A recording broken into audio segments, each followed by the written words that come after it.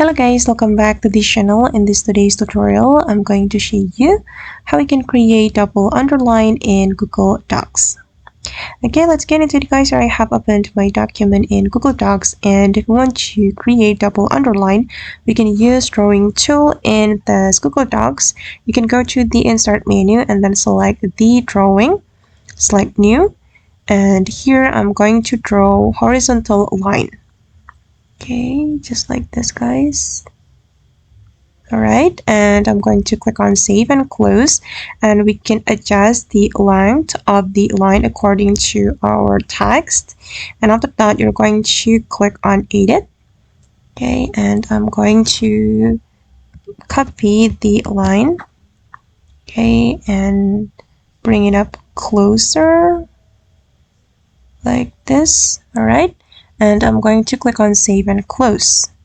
Okay, then click on this option in front of text, and we're going to move the underline near the text. Okay, and now it's done, and as you can see that the double underline has been created. Alright guys, and that's all the way to create double underline in Google Docs. I hope this tutorial will be useful for you. Thank you so much for watching, and see you in the next video.